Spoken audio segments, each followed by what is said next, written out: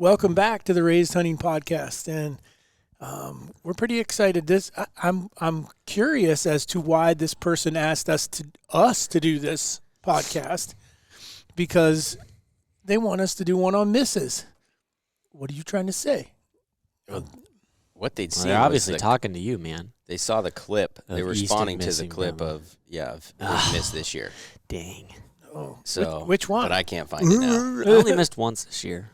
Just at full draw several times. So anyhow, what we're going to talk a little bit today about is misses. Maybe why we miss, how can we prevent misses, how do we handle a miss? What are you looking at me for? Well, I could say, how do we, if I specifically said, how do we handle not being able to kill a turkey? How do we handle our second tag? I don't know. I haven't missed anything. What? I haven't missed a thing. Do we need to go back Shots in the record fired. books? Oh, yeah, I've missed several Your times. I second have no tag is problem. like the Tom Brady thing or the Madden. I thought you were talking about this NFL year. I thing. haven't filled a tag, but I haven't shot at anything. I've been at full draw. Did I even get Yeah, to but full your draw? second tag's a curse. No, you I know, don't like think when so. you're on the Madden cover, it's a curse. Means you're gonna be terrible next year. I thought you were talking about Matt Ryan. Yo, that's legit. Tom Brady's terrible this year, and he was on the cover last year. It is a curse. What is? It's a thing. When you're on the Madden cover, whatever player they put on it, the following year, it's just stereotype You're that they're so terrible way next off- year. No, we're yours way is the off second topic. tag every year. Your second tag is your Madden cover. One thing is, I don't put near the effort into the second tag as I do the first. Whoa. Not at all. Look at these guys. I can't go are anywhere. wrong. I mean, I'm literally stuck to hunting Dude, when you and I... When couple you and hundred I, acres, couple hundred yards. That doesn't mean you're not there every day. Yeah, but I can't hunt. I just have to go there. I have to sit right here because So my what is second that? Just sitting then? It is just waiting, hoping for luck. That's all hunting is. No, is it is waiting not. and hoping. No, frick, hell no. You're dead wrong. If that's how you plan on hunting, then I don't want to hunt with you because I ain't relying on luck. And that's what I'm having to do when I have but let's a look at how many second tag. times has that been only your landowner tag? Not that many, because I when you don't know. missed I'd have to Slugger, it wasn't a landowner tag. Right. It was your state The farm. freak Okay, so buck let's was talk a about landowner misses. tag. Why did I miss Slugger? Yeah, Freak. freak buck. Freak buck was And just a which- straight up miss. What was the date that you missed the freak buck? The very last day of the season. I don't know what the. Okay. December so that meant 2nd that or you've been 1st hunting probably. for another 30-some days for the second one. I don't know when I killed the first one that year. I have no idea what that year that Okay, but you was. can't say you don't hunt hard for your second tag. I'm not, but I still don't put in the effort that I do on the first one. There's usually other people that I'm hunting with. I mean, I may be hunting, but I might be filming Mom, filming one of you guys. I might be doing whatever, trying to still kill some does. For sure, I'm not getting the. I don't, because if we want to start, I'll start. I'm not done until I filled both tags. It wouldn't change anything. How many days did I miss this year of hunting? We're going to start this Because podcast of all- off with the disclaimer of everything you hear today may not be the truth. Oh yeah, it is, 100%. Okay, but so I'll start with the one that is the biggest obvious. Was I missed a freak buck? I mean, I missed a hell of a buck. Probably he wouldn't have scored that big, but he was just super cool. He had 3 drop tines or 2 drop tines and a sticker or something like that, and I just blew it. I mean, it was last day of the season. He walks into 25 yards. I don't get a shot at him at 25 yards. I figure that he's like 33, 34, if I remember right. Quartered away. Everything is fine. And I shot clean over his back. You thought that I used the wrong pin. I don't believe that I did. I'm pretty sure that I had the right pin on there. But for whatever reason, I just shot high. Which one did the rest not drop? That was Slugger. Yeah, that one was definitely... That was a malfunction there. And because and in all cases, what I typically do when I miss, because knock on wood, I don't miss that often over the course of several years. Yeah, but I mean, when you're shooting 15 to 20 animals a year, we're talking about a few years ago, I'll immediately go to the range and see if I can duplicate it and try to shoot exactly what I was doing, yardage, everything, see if in Slugger's case, and that's a whole nother one, had a really nice buck that not a huge giant antler, but a deer that I wanted to kill. He was mature, big, heavy bases, and he walked out. He's the only deer that walked. He was the first deer that showed up that day when we were sitting there, 2:30 in the afternoon, 25 yards, I think it was. Yeah, it wasn't and shot far. Shots clean right over his back, and couldn't figure out what in the world did I do, because I had plenty of time. He was looking away. It wasn't. over his back. It was like a mile over Yeah, his like back. a couple feet. Yeah. And so anyhow, then we went to the archery range at the house, and I draw back and I shoot, and I barely hit the target. And we look, and the rest that I was shooting at the time, drop away rest, wasn't dropping all the way. But it wasn't the rest that was the problem. No, it was timing. Football. It was where it was tied off. Yep. So that's one thing I think you could do is make sure that you know your equipment really, really well and check everything. So that could have been mitigated, meaning that if we would If I checked put that cable, if we'd have put your rest through the control cable of the bow and then served it in, that would not have been possible for that to happen. But because we were using that little clip, the Allen wrench, the screw, came loose and allowed it to move, which then your timing of your rest was off, and so it makes you miss. But I want people to understand that it's not just that's just the one thing that went wrong on mine. It was a rest. It could be a screw comes loose from your cam, could be a screw comes loose from a sight, or a sight moves. So the what I learned from that is check your equipment every single day when it comes to bow hunting. It is not like a rifle that as long as you don't drop the rifle, pretty much those crosshairs should be on. So, I mean, that's something that I think that we have to get into and I'm not going to say I don't do it every day, but I probably do it 4 to 5 times a season, maybe more than that. I don't know, where I'll go through with an Allen wrench, a set of Allen wrenches, and just check every screw. I start at the bottom or the top. It seems like whenever I shoot my bow, I'll get done, and then I'll be like, okay, let me go through today's the day to check things. Don't wait till you're hearing a tink. Do you mark anything? I have on some things, yes. I was gonna say I've talked to a lot of people that'll mark on their sight and stuff, so that they know if it moved or anything. I don't. I mark everything. So I take a Sharpie where I mount my sight to the bow, and I just like Trophy Ridge has those little rounded circles, so I just do that because then if it gets off at all, like the whole housing moves, I know that it. One, I know it moved, and then 2, I can put it right back, and then 2, the other thing I do is I take a picture and I put it in a folder on my phone of where my height was on my sight, on where my left and right was, like the amount of tick marks over. And really the only reason I do that, though, is more so if I trip or something and hit my bow on something, and for that afternoon. You don't know. You can look and see. I can look and say, okay, well, we're definitely way off, or it seems as though it's close. But so in the one instance, it was an equipment malfunction, which again, that's like people who blame broadheads. I still ain't blaming the equipment. At the end result, it's my fault. It's my fault because I'm the one that has that equipment. That equipment can't do anything unless I do something to it, or I don't check it or whatever. So at the end of the day, don't go sell your rest or sell your bow because your bow did something that you didn't check.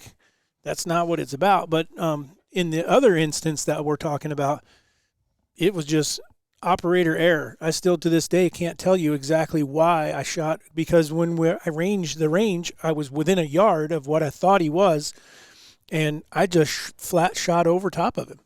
Don't know. What was your mental state? I was worn out. I was done. But were you super jacked and really excited? I didn't have time because we were doing the morning we were doing an interview, and all of a sudden the cameraman said, "There's a deer behind you," and I turned and look, and I'm like, "Shooter!"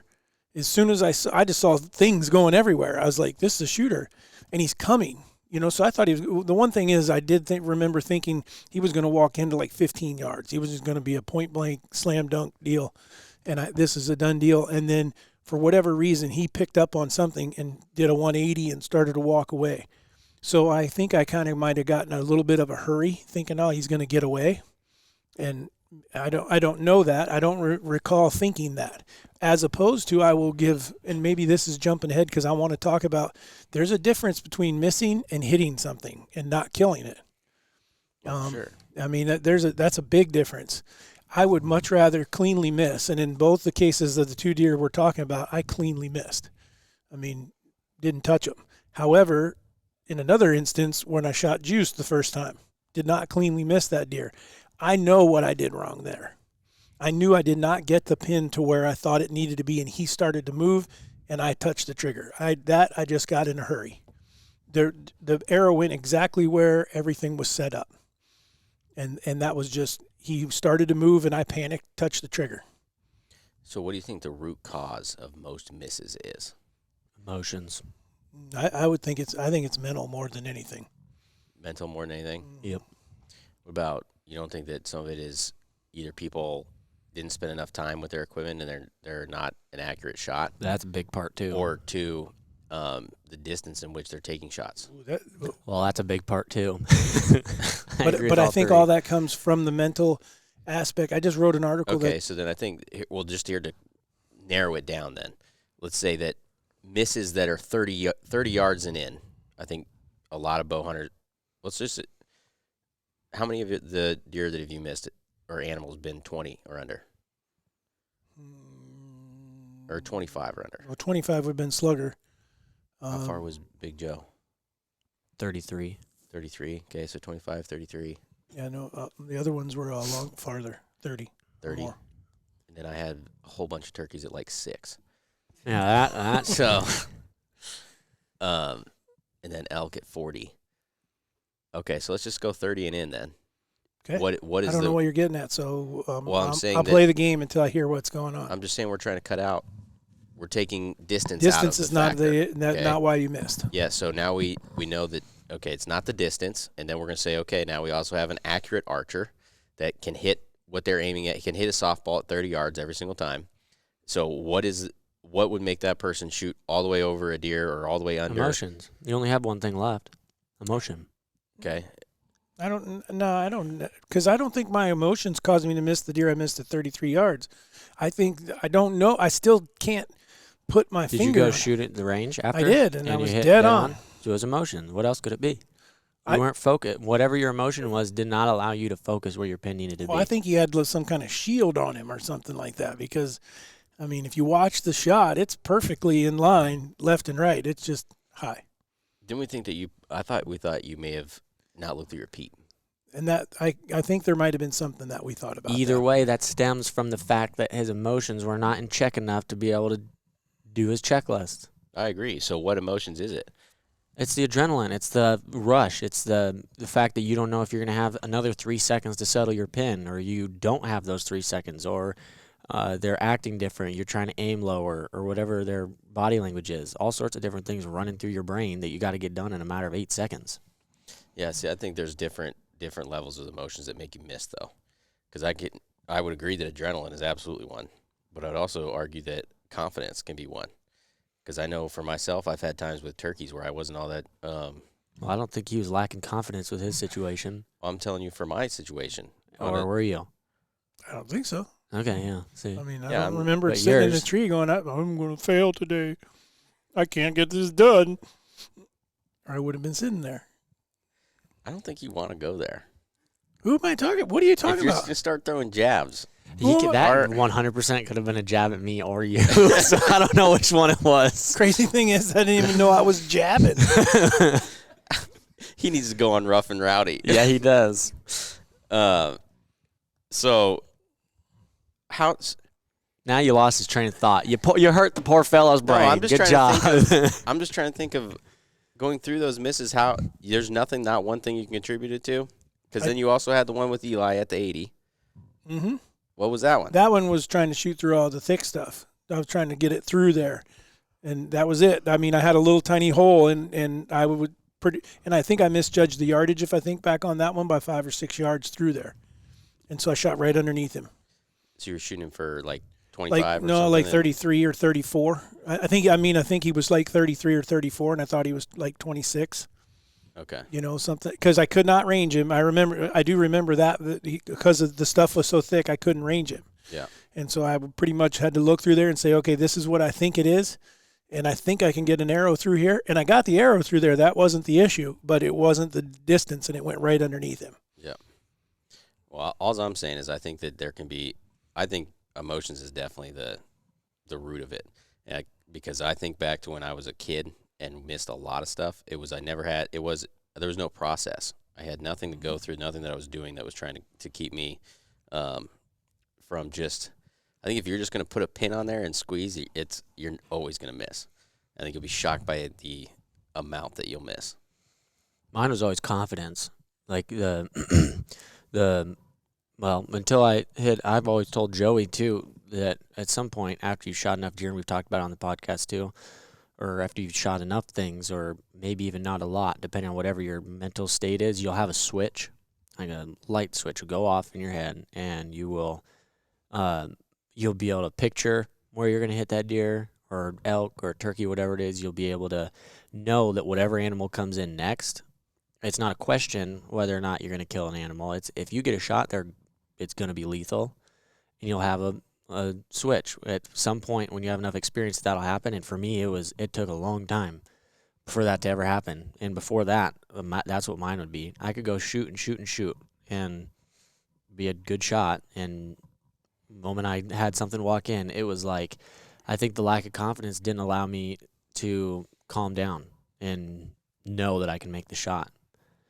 What are you smirking about? You have a smirk over there. Well, just because I think that's true to some of them. Because I'll tell you, there's two things that still get me messed up. Freaking turkeys and elk. Like deer, you can put deer in front of me, and I'm a stone cold killer. Like I can do exactly what you're talking about every time. I can be calm, and I can narrow in, and I know I'm going to make that shot. And I can still do the same thing with elk, but it's a lot harder. Like when I had my bull coming in at Wyoming last year, like I'm losing my shit, and I had to do everything I can to hold myself. Now we gotta go explicit. Golly, You cussed earlier. No, I didn't. Yeah, you did. The It's on double video. hockey sticks 2 times. Actually, I'm keeping tallies because I have said 0. So you two need to get some soap in your mouths before we have to cancel the podcast. All right? Says the guy with the Dirt Farm Brewing hat on. You're a dumbass. What's wrong with that? I don't know. It just doesn't seem like it'd be that you could put that in the clean version of the podcast stuff. You're promoting You could alcohol. be brewing root beer. All right? It's a good thing that it's a podcast where no one can see it. Yeah, that's why we have video cameras over here. Okay, onwards, donkey. I don't think you even brew root beer. I don't know, but I was making a joke. Okay. Anyways, elk is like elk.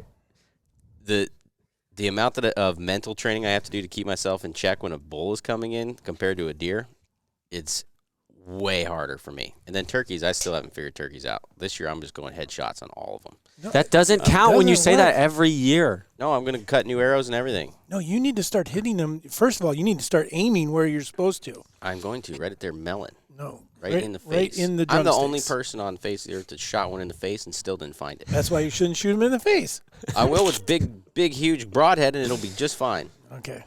That's what I'm doing. Like I'm at some totally point, man, quitting. people Okay, just so- aren't meant to do something. So if that's the case, I think you're about to the point where you're just not supposed to bow hunt turkeys. I'm gonna Just shoot 'em take in a the head. shotgun and take the easier route. All right, that's what I think. I So- won't even We'll consider see giving how up. many. We'll see how many I miss when I start shooting them in the head with So whopper the question choppers. is, why do we miss? And I think we've touched several different things here. One would be Whopper choppers.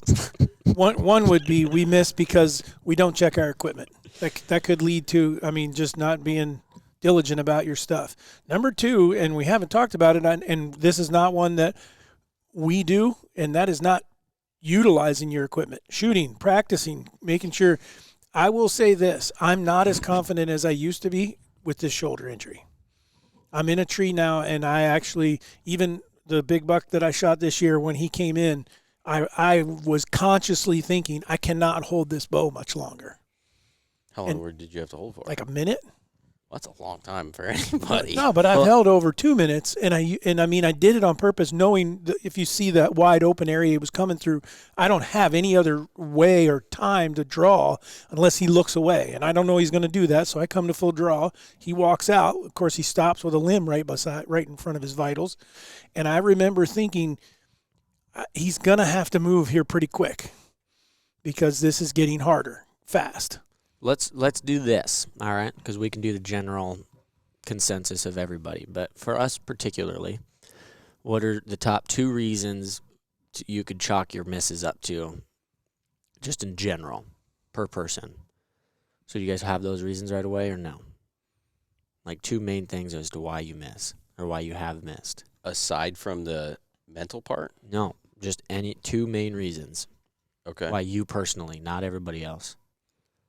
Mine's one, and I know what it is. And And that is allowing the thought process that you're not going to get another chance. That when that overwhelms you, all the rules that you've applied go out the window. You'll shoot too far, you'll shoot too fast, you won't settle your pin, all of that. But you use that. You want to. I think you misunderstood your question. I think so too. I'm confused. No, what I'm saying is that is the one that I have to me, that's the most important thing that I have to do to make sure that I do make a good shot. No, I'm not asking about what makes a good shot. I'm asking about what is the main factor for you and him, one or two main factors as to the reason why you missed, not what you do to be successful. And that's what I'm telling you is I mentally collapsed, or I mentally had a breakdown. Okay, so you didn't go through all your checklist. No, it's beyond the checklist. It's allowing that thought process to come in that, oh, look, there he is. This is a buck. I need to get a shot like right now. And then I don't go through the checklist because I'm too focused on better hurry up and shoot. Okay, so like rushing your opportunity. Mm-hmm. Thinking that you're not going to get another chance. Okay. I would say mental and then setup. So, for instance, I had in 2017 or something like that, it was I don't know, whenever we killed that cow in Montana, I missed 2 bulls back-to-back at 43 yards, which I'm extremely confident at that distance. I figured they were both 40. I held my 40 right on them, and shot felt super good and went right underneath each of them. And I had hopped on the whole heavy arrow train that year and didn't spend – so I guess maybe that comes to being prepared. I didn't spend enough time practicing with my equipment to know I had like 8 inches of drop between 40 and 43. So I just put my 40 right on his heart, and 8 inches was enough that it was normal underneath setup the that wouldn't hurt anything. With what I'm doing now, I'd have been in the bottom of his heart. Yep. But I'd have still killed that bull and had no issues. So I guess you could say that was either my bow setup or the fact that I didn't take the time in the summer to learn that to shoot at 43 yards instead of 40, or 37 yards with, my 40-yard pin, and see how much. I didn't realize that because I still didn't know. I thought my bow was off. I said, okay, well, clearly my bow was off, and so I went back to camp, shot 40, and it was dead on, and I was like, what the heck? So then I stepped to 43 and shot put my 40-yard pin right on, and it was literally about 8 inches low, and I shot a group like that. Yeah. So preparation. I guess, yeah, I'd say preparation with a specific setup, and the reason I'm prefacing that is because we all shoot a freaking ton during the summers. So I'd say. I would say, though, that comes into play during the season. I shoot during the season, too. That's why. That's the nice part about coming into the office here, that we have range, whether it's at Dad's house or at the office. The only thing that sucks about mine and Warren's house is that we live in town, so we can't shoot there. But basically, anywhere we're at some point during the day, we have the opportunity to shoot whenever we can. But for those that don't, target in your truck, too. Throw a target in your truck. When you come back from the morning hunt, shoot a couple arrows. And if it gets to be where you're hunting daylight to dark or something like that, do not hesitate to set a block target up against a tree or somewhere where in case you miss, you're not going to blow through your back window. But just go through the motion of shooting your bow. Just the muscle memory, at least, giving you that. Don't go a week or two where you don't shoot at all. Well, I think that you should have, because I think you can get to a disadvantage if you shoot your bow all the time during the summer, and then you don't shoot for 3 weeks because it's hunting season. That everything you had before, your form was absolutely immaculate. You were paying attention, you were squeezing the trigger, you were doing everything you were supposed to. And then you lost some of those habits, and you missed by 5-6 inches all of a sudden, and because you just didn't stay up. And the other thing that comes back to preparation is you need to shoot with what you're going to be hunting in. Whether that's a saddle now or heavy have clothes on or gloves. Yes. Yep. All those things are huge things to take into consideration. That's one of the things that I think could play the factor in what you guys refer to as the second tag, that the 2 misses.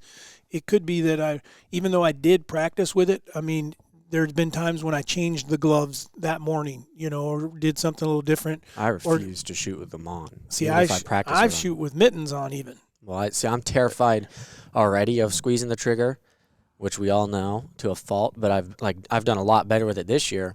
And if I can't feel it, I don't care how much I practice, there's no way in the world I'm going to put myself in the situation where I can't feel 100% the trigger, because I'm already scared of it. and I can feel all of it. If I take that out when I don't know where it's at completely, I don't want to add that to myself. Well, I'm jealous of the guys that are comfortable. Like you guys comfortably shoot with a glove on. I would love that because my hand would stay a lot warmer. well, my mittens flip back and then my fingers are exposed. Yeah. But you bring up a huge point. The place where I notice the biggest difference in clothing is around your face. So if you're wearing a mitted or a gloved hand, it changes just a little bit of where you're anchored at if you're anchoring properly. Or a face mask. For those of you that don't use face paint, you use a face mask. I don't know how many people that I'm like, they're like, I couldn't find my peep, or, just it's totally different. You got to understand that, and that's why I like we make that mask that's real tight to your face. Doesn't really change much of anything other than you can't feel your face there. Yeah. So, even if I'm wearing a face mask, I pull it down completely. But as far as but I having can. your hood up can change. Yep. A hat on, meaning like a toboggan hat, you wouldn't think a toboggan is going to make any difference. But if you got that sucker pulled down in here somewhere, around your ears, it can change the way that you anchor. And a coat. A big coat restriction, that if it restricts your movements and stuff, I found that like a coat that doesn't fit right, one, you can hit your coat, and then two, for whatever reason, it makes me shoot left, certain coats. Now I've figured out enough things. The other one that I had when I first started shooting gloves is I can't remember if I was missing high all the time or if I was missing low. It was one of the two, but I was missing high or low because of what you just said. It was anchoring slightly different and looking through that peep. So now I just make sure that my peep is aligned, and it doesn't matter. But the other thing people need to keep in mind is with these bows now that go to 85% let off and 90% let off, as soon as you put a glove on, that's gonna change your grip, and that's gonna change your right left a little bit on where you're hitting.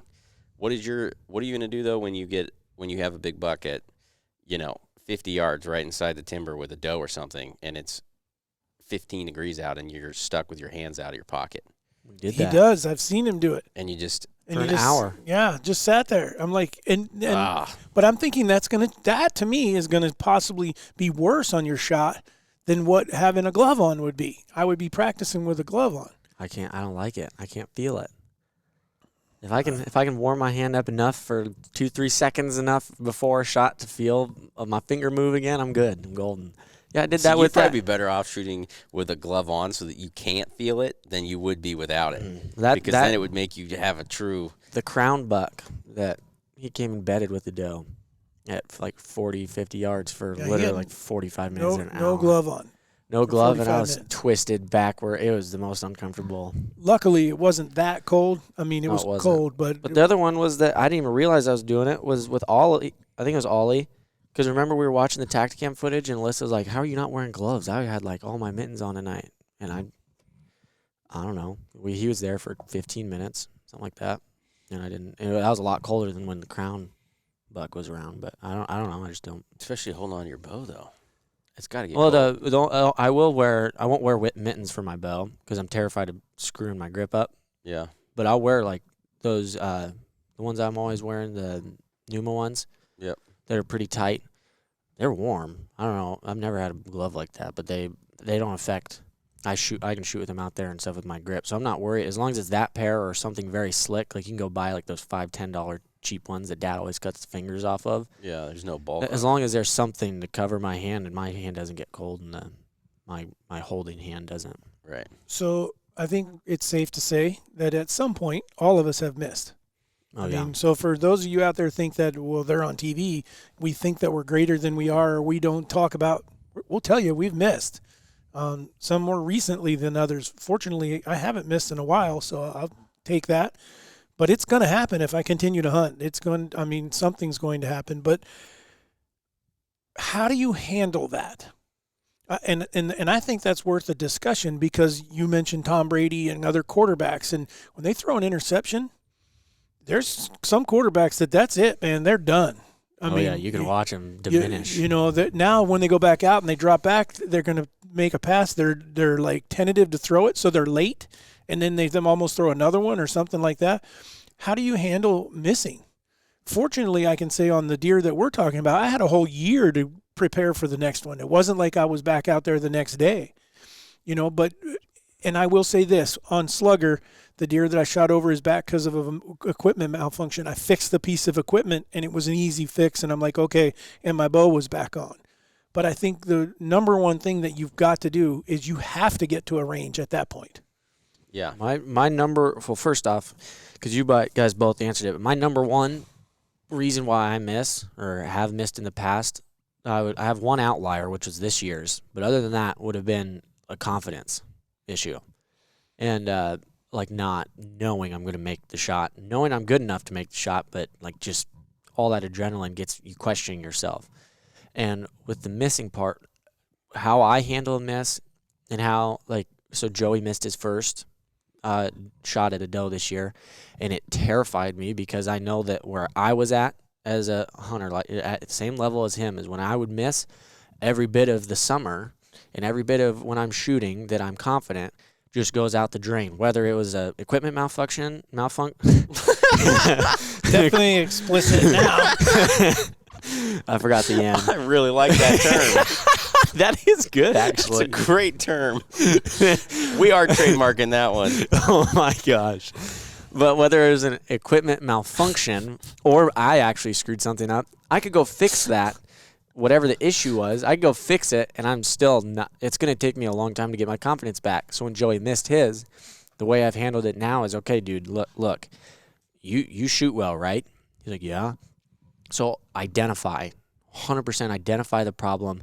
Granted, you have to do that anyways, but identify what that problem is so you can take it out of, man, I'm just not good enough to make the shot, or man, I don't know what I did, or this or that. Figure out what that problem is, and whether it was, like it was his first ever deer with the bow. He was freaking out in his head. But he knows that he can make the shot, and that's when you even went and talked to him, because he was down here at the office every day all of a sudden, again, even though he's already shooting multiple times a week, but he's paranoid. So my way to handle that is I got to figure out what that one issue is, if there even is one, and go from there. As far as if it's just my confidence level, okay, I'm going to go shoot and shoot and shoot, and I'm going to go find does. I'm going to go whatever the easier situation is within hunting, and I got to build the confidence. Because that's 9 times out of 10, and yeah, I've definitely missed 10 times.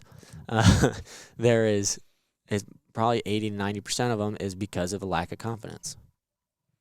Well, I think the you say confidence, and the one thing that comes when you're talking about practice, especially shooting more does, not worrying about killing big bucks, just killing a deer, is experience. Mm-hmm. Confidence and experience seem to go hand in hand. Your confidence will build as the experience that you get.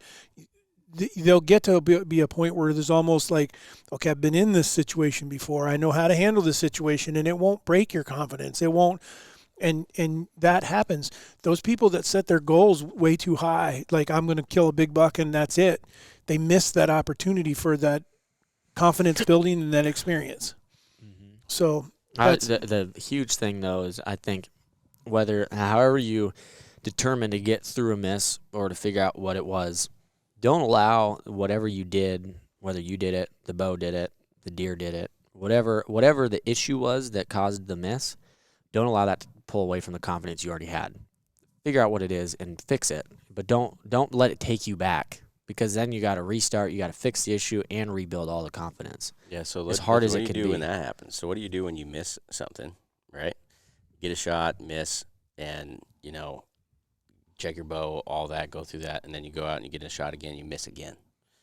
Now what do you think because I know I've done myself that too. For turkeys, I've done that several times. I've also helped several people that have been in that position, and sometimes it's been more than 2, like 3, 4. Mine was I had a streak one year. You're talking about on deer. Yeah, it was 4, I think. 3 or 4, right below them every time. That was a matter of I had to the first one, we didn't know. We were like, how the heck did I just miss low? Right, we don't know. Went shot, whatever. The second one, I missed low again. I was like, are you kidding me? What am I doing here? And the third one, same thing. It was a matter of I had to go relearn where to aim, because I was aiming too low. I was aiming like below the heart because I was terrified of those between that time period. No, remember my first 3-4 years of hunting, I was trying to kill does, but I could not kill a doe for the life of me. I could not get a doe. And I wasn't like where I didn't want to shoot one if she had yearlings or fawns or whatever, which sounds terrible. But I was like, okay, I'm shooting any doe that comes in, and me and Dad could never get one to come in. But every buck in the country would show up. Because I think that would have been the best way to try to mitigate that, is instead of that's shooting what we were another talking one, about. Well, just taking something that was an absolute chip shot. Because otherwise, I think that each time you miss, it's worse and worse. yeah, It's Well, just it it's like a compounds. snowball effect. It's going to get worse. Yeah, that's why they should let you That shoot is hens, so mental. that I could shoot hens and get my That- confidence back.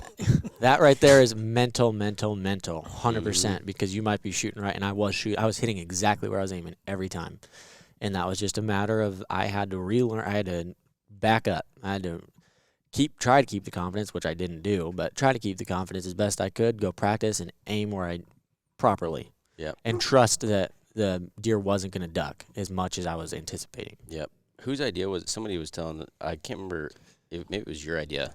We talked about taking one of those releases that can't fire, and then, especially if you only had bucks coming in, bring that release with you and I think we talked have about a that buck come by. Well, I know I've talked about doing it to new hunters. Yeah. Because their adrenaline gets just so wired that if they could draw on a buck and they literally couldn't shoot, Right. and they're just putting the pin on that deer and they have to let down. Yes, I get it. You're letting an opportunity go, but at the same time, I think what that does for their mental space and allows them to control the situation now is probably going to be super beneficial in the long It's run. like a scrimmage.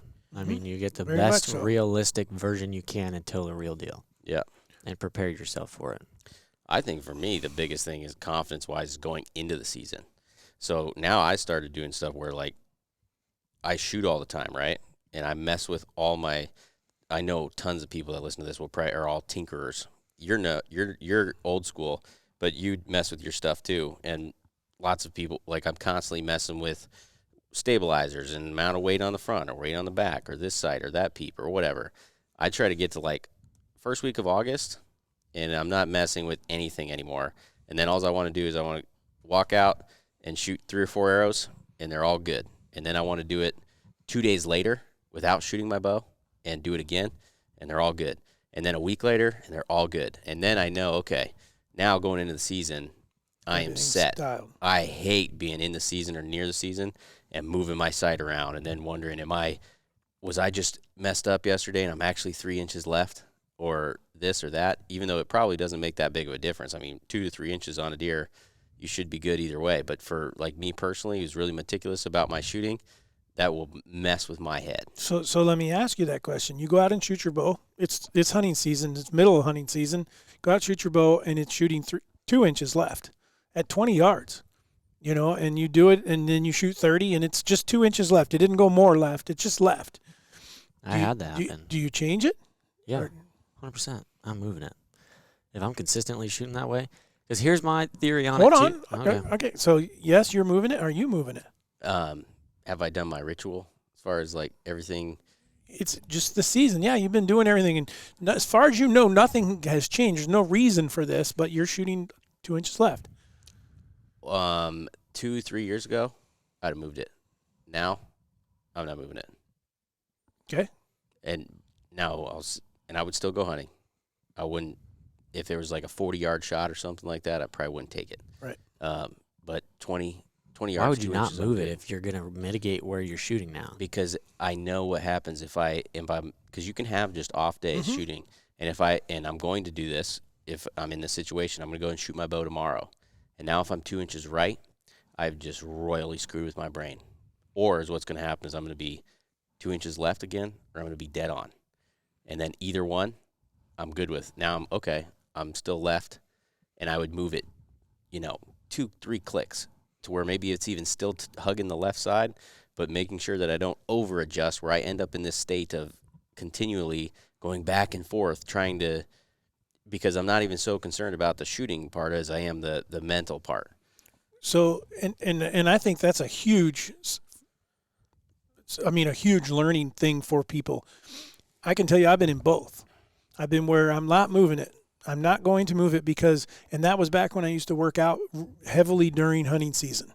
And luckily I learned fairly quickly, this is affecting me. If I did chest and back or something like that one day and now I'm shooting left and the next day was a day off and I'm not shooting left, and I'm like, what in the world am I doing? And I was changing. I had a sight going back and forth, left and right, up and down, and I'm like, what the heck? So finally, I started saying, unless I have two, it's almost like someone shooting a rifle and you shoot a group before you move it, not one time.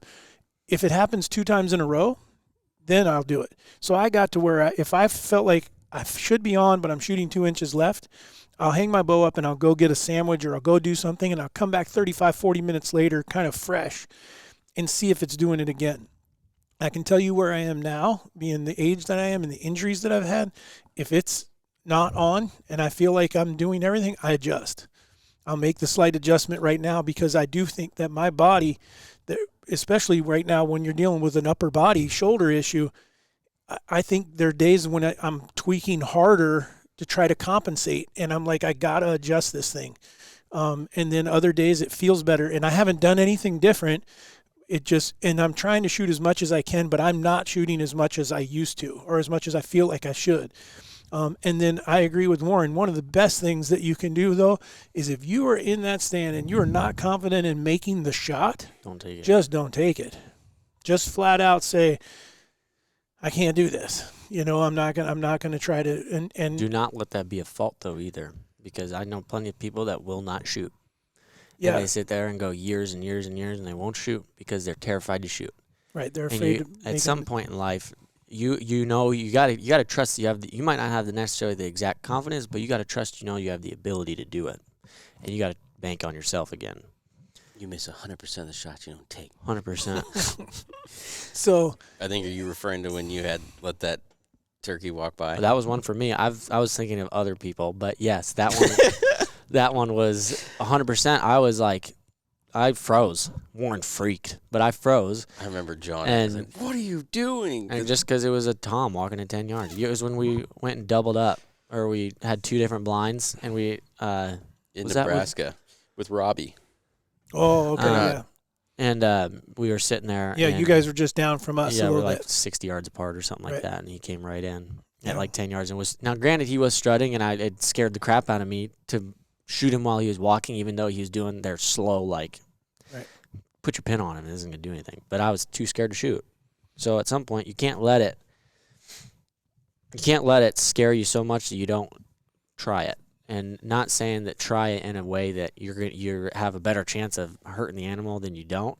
My point is that at that case, I knew I was a good shot. I was shooting well. I was prepared, everything. I just didn't give myself the confidence. Well, you got to ask yourself certain questions. Is the animal at the right angle? Is the animal within my effective range? If it starts passing all those tests, are they either standing still or moving so slowly that, meaning they're giving me the shot that I should be able to make? Yep. Okay? If they've reached everything that you're at a target range saying, this is it, this is when I shoot. And that's what I would say that probably number one for me is I get in a tree and I kind of draw a circle around the tree of if they break, and it could be turkeys, deer, elk, whatever.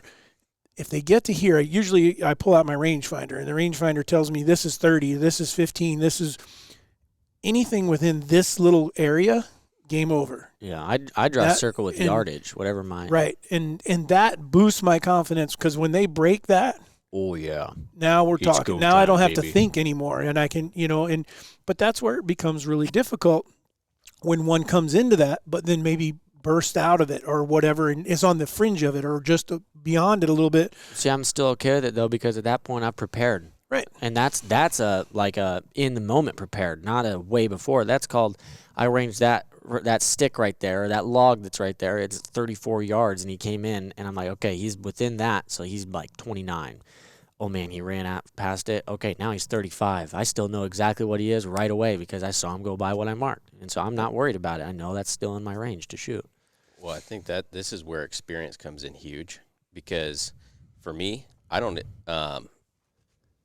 worry really about ranging animals anymore. I shoot everything with my 30-yard pin, and as goofy as that sounds, is like basically so out to 30, I'm good as long as I know that deer is within 30 or elk or whatever it is.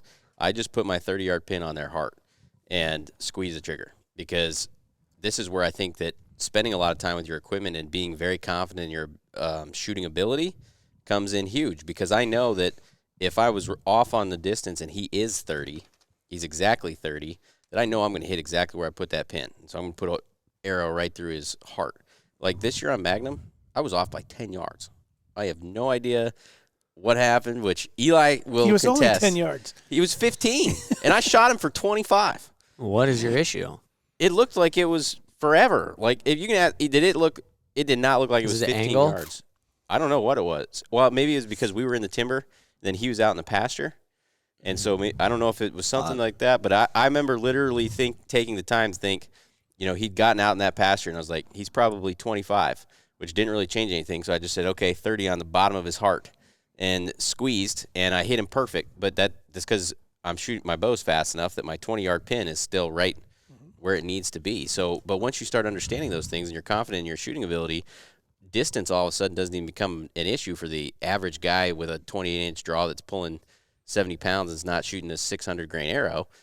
Out to 30, you're good all the time, unless you're shooting a one-pin like yourself. Well, I don't think we want to go in there. That's a whole nother topic, and because I'm not a one-pin fan for hunting. Which I guess I could shoot a one-pin and been just fine in that scenario. Yeah, exactly. But it's after that. I have missed one time, and I'm still a fan of a one-pin. But the only thing I didn't like was like the situation. Well, I would have done the same thing whether I had a one-pin or a five-pin with the deer I killed. When he's in a wide-open field, I had one thing that I could have ranged that would have given me a reference beforehand, unless I just wanted to judge it, which I could judge it. I'm fine with that. But you missed a deer this year, and it was because of a one pin. Did you not hear what I just said? I said I've only missed one deer because of it, and I would still sit there and say that I would 100% be comfortable using that could one. be kind of a lot, though. One deer because in 5 of the years. Sight. Yeah, but let's just say it wasn't because of the sight; it was because of me. I didn't look at it. You don't think if you had a 3-pin that you would have killed that deer?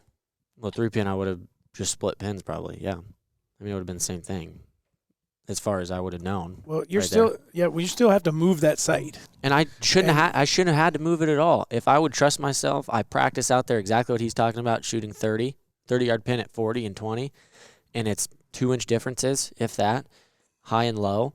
I practice like that so that I can do it in the tree. I can't get myself to do it. So that's 100% on. If I would have just left my pin where I had it originally set, the deer's dead. But I didn't do it because I wanted to go. I wanted to move it. I don't want to. I have enough reasons to miss. The last thing I need to miss is because I forgot to move my pin back.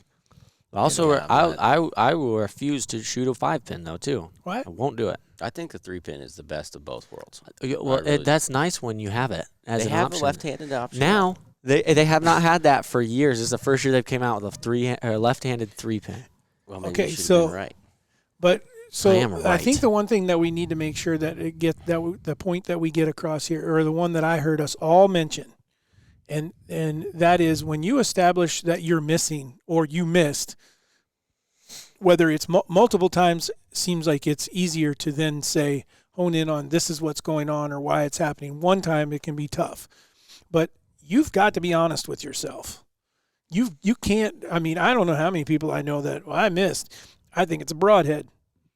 And they're going to go change a piece of equipment, and then you talk about chasing stuff because you change everything you change the broadhead. Now you're changing maybe the way it shoots, or you change an arrow, and the weight of it, or the size of it, and now you're change the rest. I couldn't tell you how many people I know that have probably missed one because of a broadhead and said it was because it was an expandable and it opened before it got to them.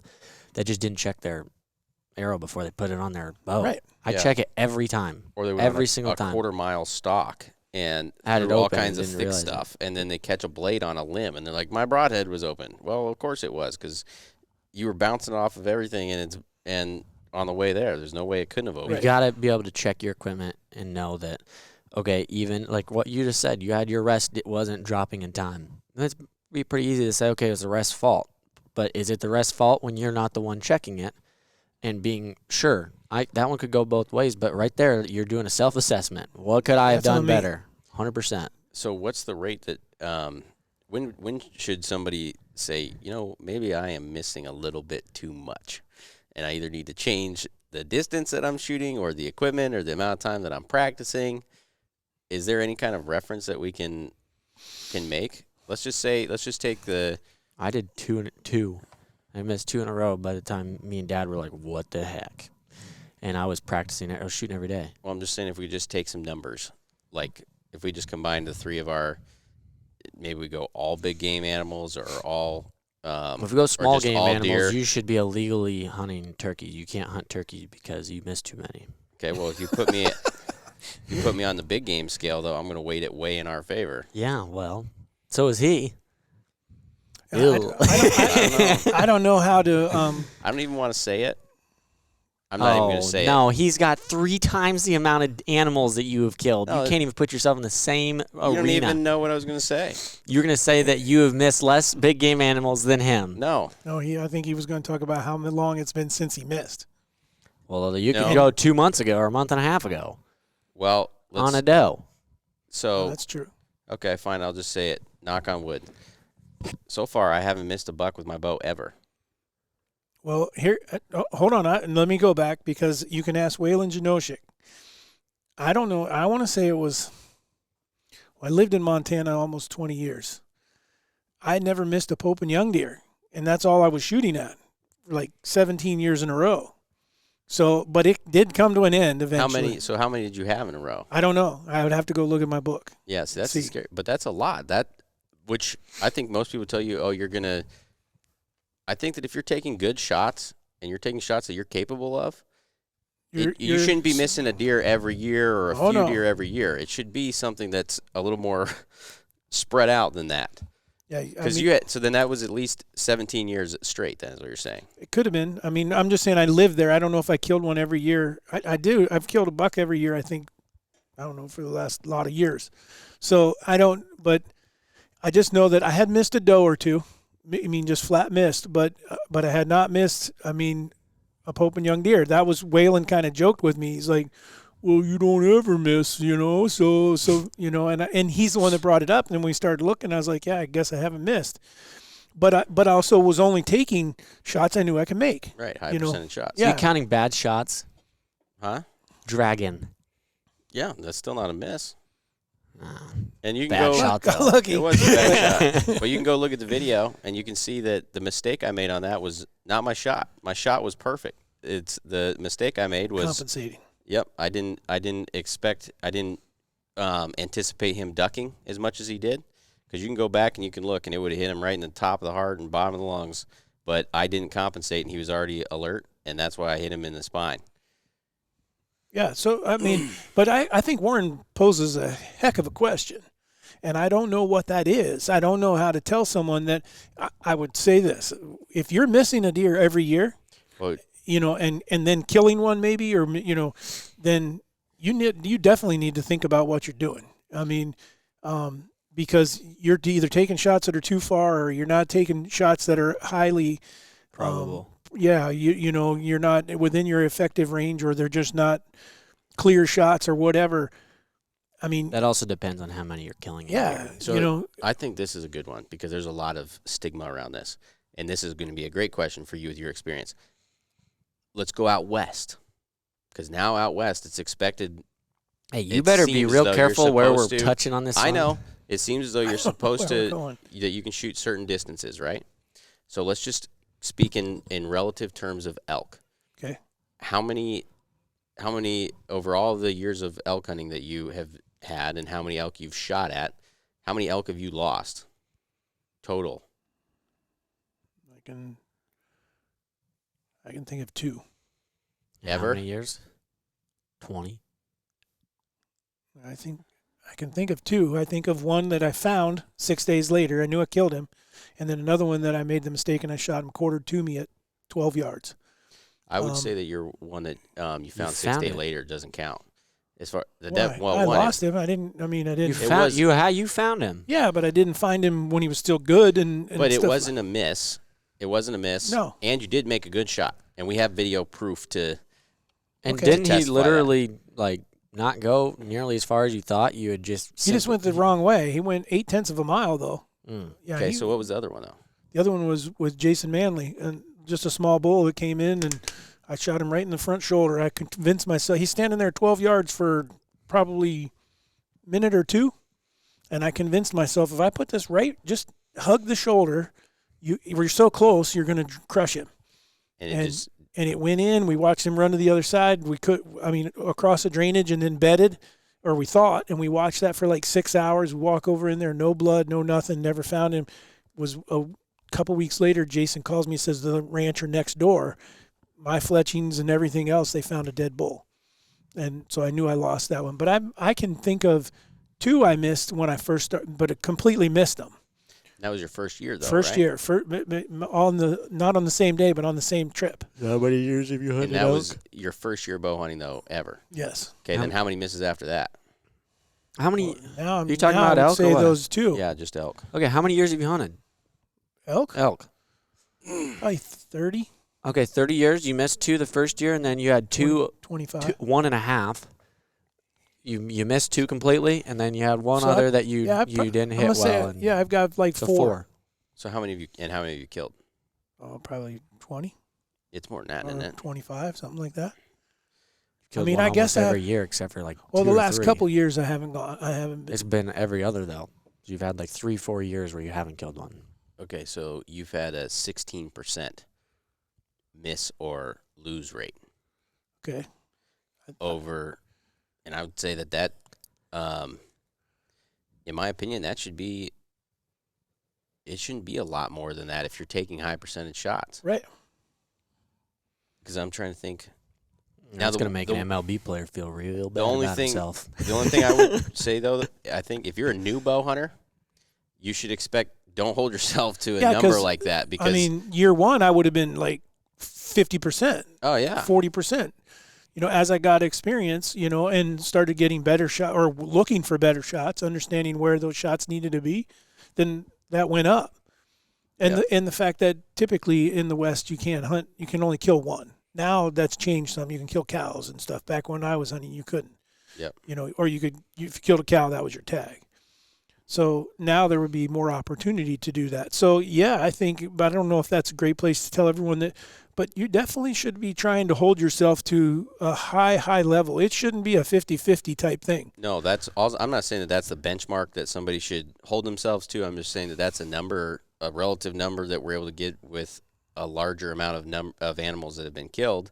And I feel as though I talk to a lot of guys that go out west every year, and they either miss one or hit one every year. And it seems like every 3 years They kill one. And if that's your recovery rate, I think that you need to assess how you're getting your shots or what shots Right. you're taking. Yeah, because I would say number one, you mentioned and it has nothing to do with, it has to do with missing, but my shot distance doesn't change when I go out west.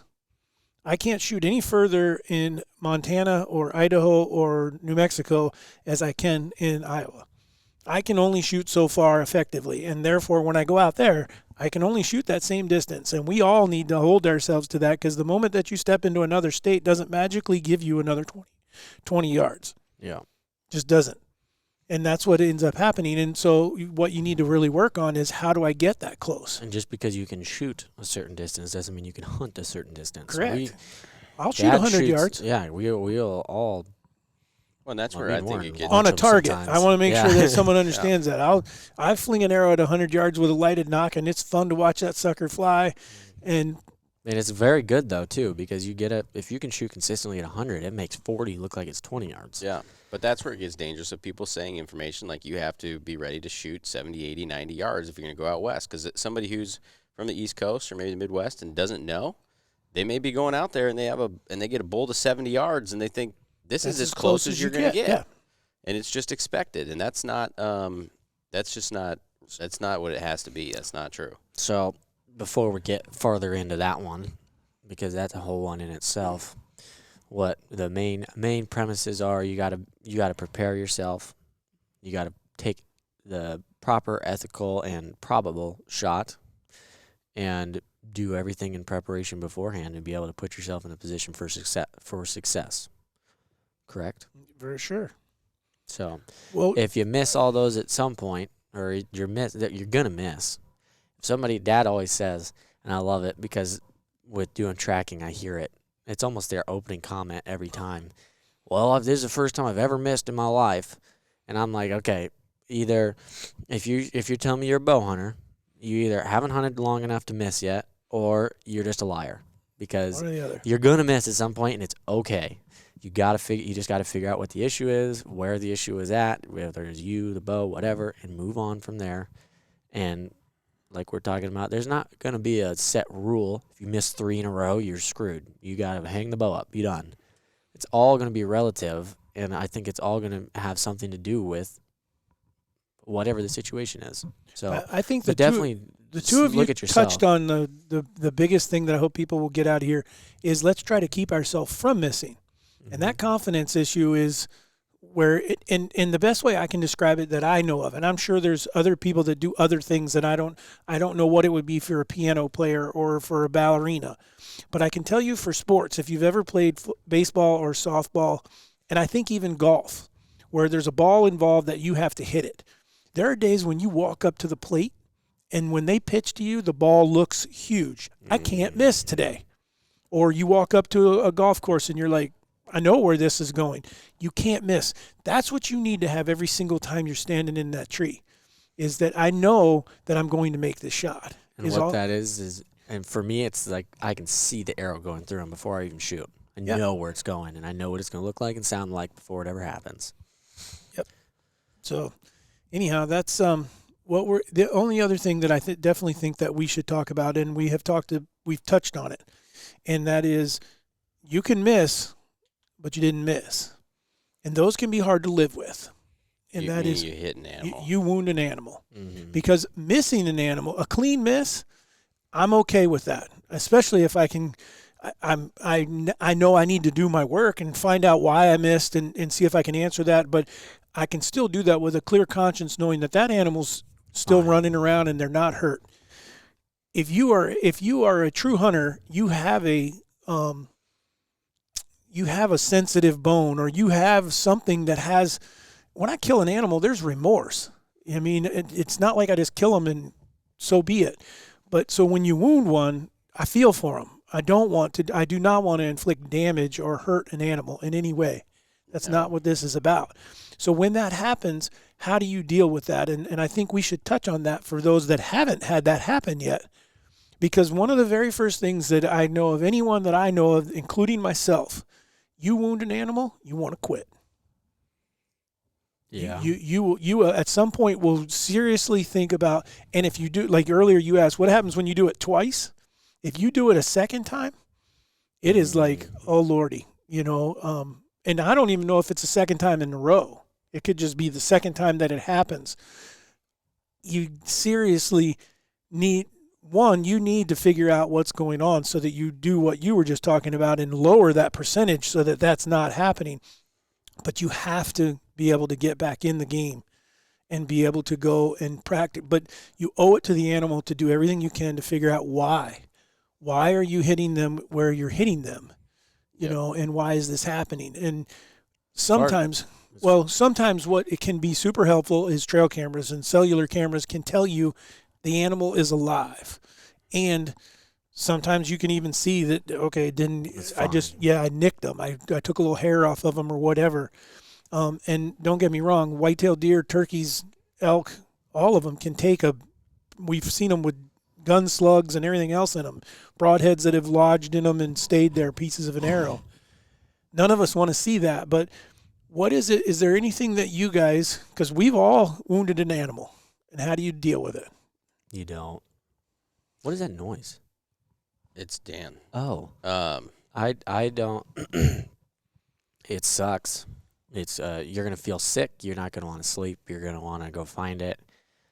Number one is you got to identify where the shot was to be able to at least find the animal. So what I mean by that is if you wherever you're shooting them, determine the amount of time you need to give them before you go walk in there and try to find them, so you can at least find your animal.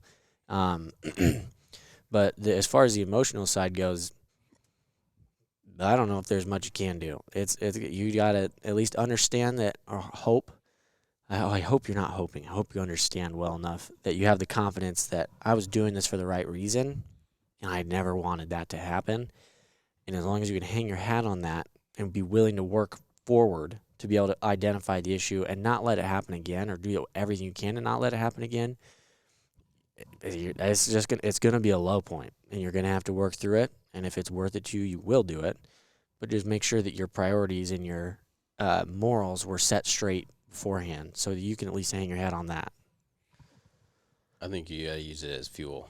For me, there's nothing worse than, it's one thing to hit an animal. It's one thing to hit an animal like in the guts, where you know that it's Dead. gonna die. Yeah, and it's not gonna die fast, and it's gonna be painful, and it's gonna be a long time. That is, in my opinion, is the worst situation you could have. And so for me, I think that it's the whole reason that I spend so much time shooting my bow is because I want to know that when I put a pin on an animal and I squeeze that trigger, that once that arrow's left my bow, I've done absolutely everything I can to put that arrow exactly where it's supposed to be, and I want to have it be 110% confident that that arrow is going exactly where I want it to go. And then whatever happens with the animal or any other elements between there, I can't control that. But I know that I did absolutely everything that I could up to that point. So I think that for me, I'm trying in those circumstances when that happens, that's just more instance for me to make sure that I'm spending all the time I can putting in the energy and effort I need to into my equipment and myself to make sure I can make those shots and not be taking shots that, because I'd tell you, there's also days, just like we were talking about, when you know that you're on, where everything is going wrong, and I already know, I'm like, okay, well, I'm not shooting unless I have something like 20 yards quartered away, because otherwise it's just one of those days where it's going to go, I'm going to hit a limb, and it's going to bounce off the limb and cut the top of its head and go around the rock and hit its fawn. Like, it's just one of those days where you know anything wrong that can happen is going to happen.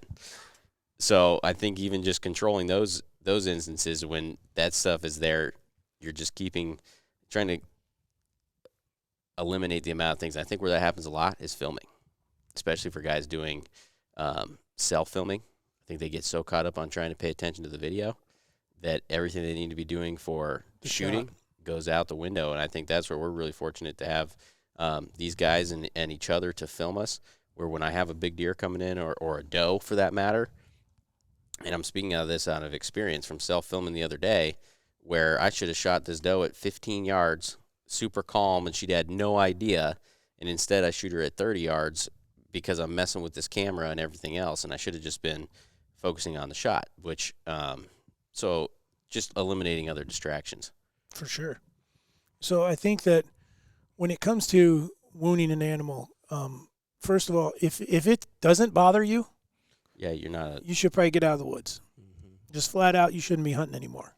If it's like no big deal, knock another arrow, wait for another one to show up, or you're right back the next day and I'll just kill another one because I couldn't find that one, you're not a good representative of what we want hunters to be. You gotta have to have respect. And I think that's an entire different podcast to talk about when you do make a bad shot and how to find them. Because I think there's, for me, and I'll talk about the bull that I lost for 6 days, closure. When you lose an animal and never find it, never know the difference, you don't have a clue whether you killed it or not, because you don't find anything.